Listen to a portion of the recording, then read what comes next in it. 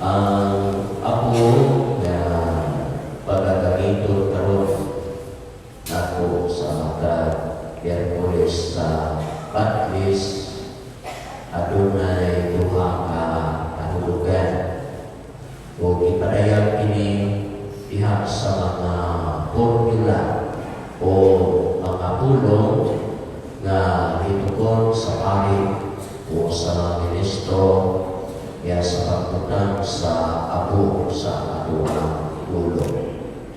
Una sa tanan, nagapahinutong kini kanato nga kita mga tao lumalabay lamang. Wala ako ipasabot sa unang formula. Ikaw tao, ikan ka sa abo o sa abo ka pahuli. Wala mang tumiyon siguro yung tao na wala mamatay. Wala bumalik sa pagkaabo.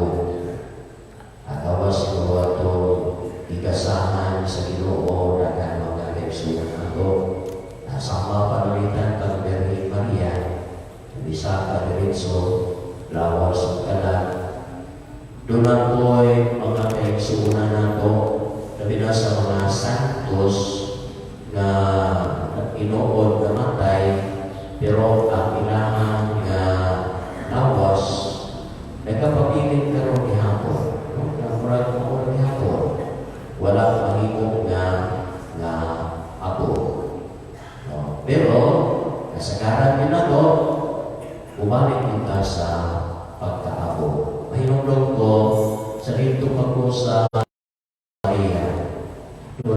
Sa hitabo ito na nagkatubot ng mga tao dito natin sa bukid. Kaya doon usang ka babae na matay, kaya matay, tinubog, kunya ikuhat kay palahinon, kunya wala daw maulisan, wala daw maabot ang iyahan na galawas.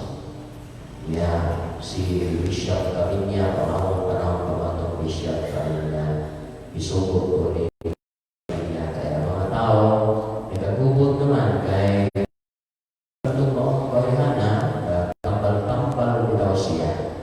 Kaya nagagubot naman ang mga tao, moto na pilingon ang obispo. So, ito Father John. Yan ito na ba sa bukid?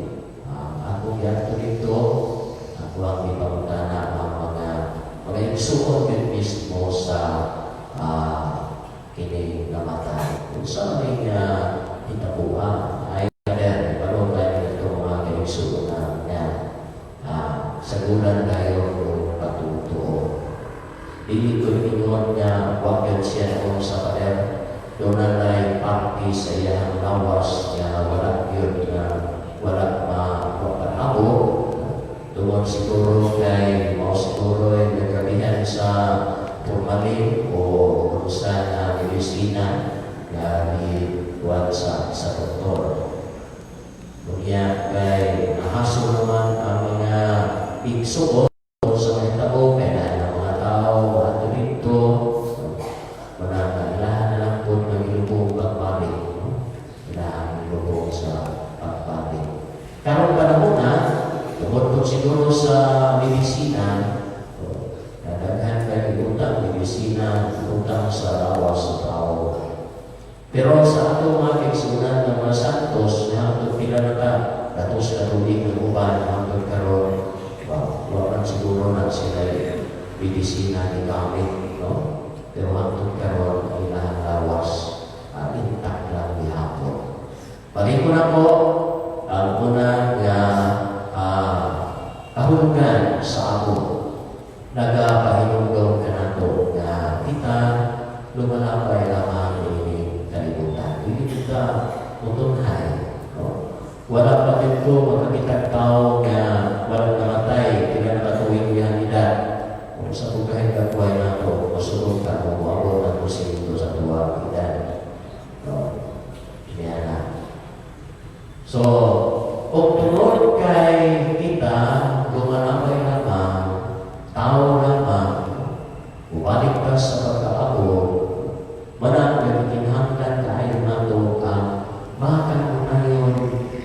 pag-inulsyon.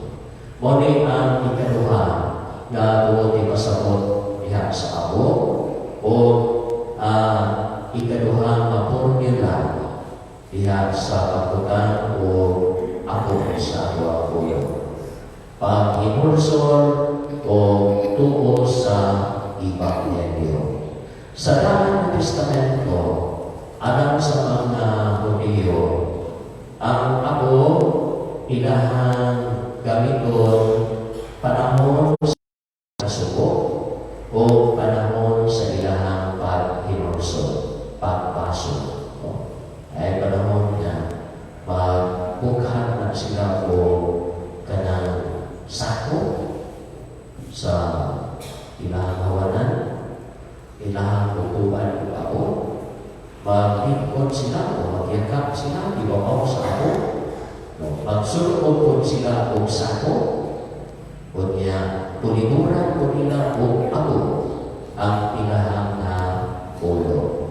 O sa pagpakita sa ilahang pagpasol, pag-inulsyon, o anak naman sila sa kasaltanan. Siyempre, iniilahang pagkabuhaton, uban usab sa ilahang kinasingkasing na pagpasol, kinasingkasing na pag-apo. Yato sa pagpakayo o pagpasayo. Karon na bigsunan ko na ni Kristo, sundan na ito itawag na itong Kwaresma. Pinaagi sa pagtawad sa ako, ang ulo. Pagtawad sa kamaturan sa ako ang pagkatawanon, o pagtawad sa ako ang pagkamakasasana, o pagpadayag sa ako ang pagpasol o pag-inulsyon. Subay sa kasubuan sa ato ang mga bispuhan sa Pilipinas tungod po sa isyu karon sa coronavirus. So ang atong mga kaubispuhan sa Pilipinas nagpando na dili na usap nato ibatlis sa ato na andan, ibatlis man sa ato ang agdang ang ako.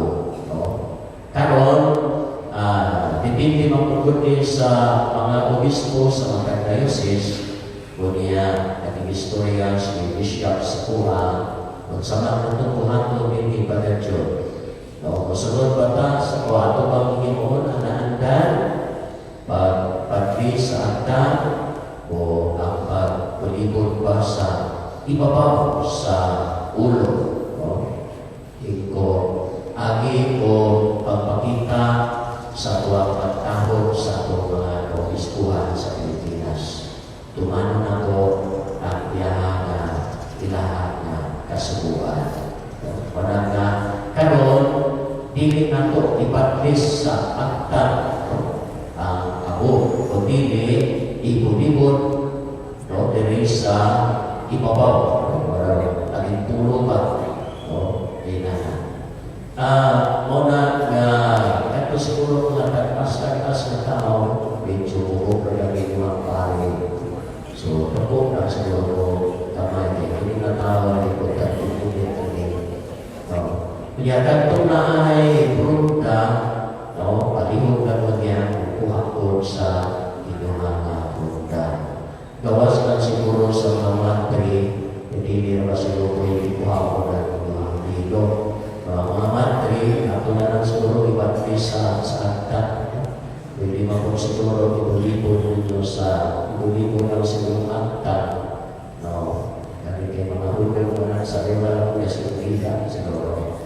So, wala na natuwa na pagkakuha. Sa ako namin ito, agi o pagpakita ko sa itong pagpakiliusa, uban sa ito mga obispuhan sa ibuong Pilipinas.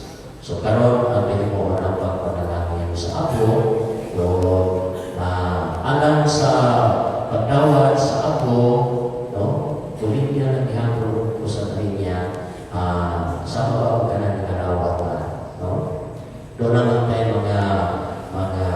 ministers na